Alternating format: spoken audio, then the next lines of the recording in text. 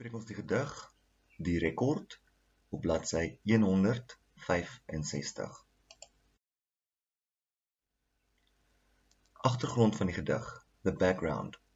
Martin is 'n atleet en sy begeerte is om die rekord vir die 400 meter wedloop te verbeter by hulle interskoledag. Dit is 'n atletiek byeenkoms. Die laaste item is die 400 meter naloop vir seuns onder 19. Martin het 'n duispierbesering opgedoen, maar wil steeds die rekord verbeter. Daar is gewoonlik 3 verskillende deelnemers by so 'n byeenkoms, naamlik die beamptes wat in beheer is en dit alles reguleer, die atlete wat die teenstanders is en maats op die paviljoen wat die atlete motiveer. So basically, we have Martin, who is an athlete, and he's trying to break a record at the 400 meter race at the Inter High. It is an athletics day. The last item is the 400 meters boys under 19. Usually you find 3 types of people or spectators at a gathering like this, which will be people that take part, the people that are in charge, and the friends on the pavilion. Dis die laaste nommer van die interskoledag. Interskoledag verwys na die naam van die byeenkoms. It is the name of the gathering. Die laaste item vir seuns onder 19. So that will be also the last item for the boys under 19. Die 8 400 meter atlete wat naby die beamptes wag, begin selfversekerd nader staan. So there are 8 400 meter athletes that are ready to run the race. Martin plaas sy blou blokke in die 4de baan. Alliterasie van die B-klank blou blokke.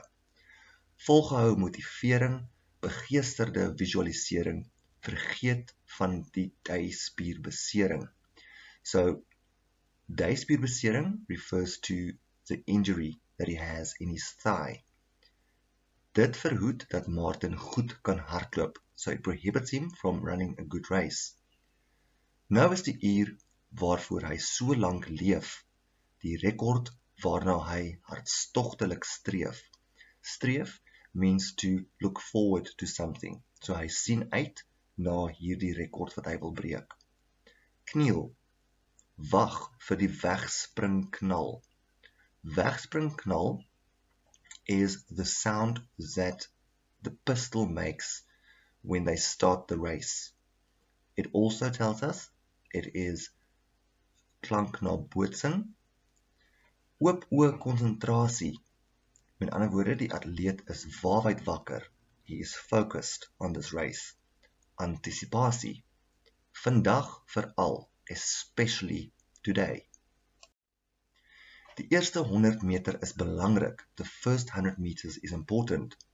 Ontspan die eerste ruk, so relax the first part. 2 atlete kop aan kop. Again, we have alliteration with a K sound, kop aan kop. That also means that the athletes are in line. They are both in front. Eindpoging. Martin nog beter. Niemand gaan jou klop. Niemand gaan jou klop, meaning no one is going to beat you. No one's going to win you. You are going to be the winner. Jou maats op die paviljoen wil hê jy moet dit doen. Voor in die pylvlak, right in front. Byt vas. Versnel die pas. So, hang in there and run faster. Bors uit beste. Another example of alliteration. Wenstreep, wenner, which tells us that he actually did win the race.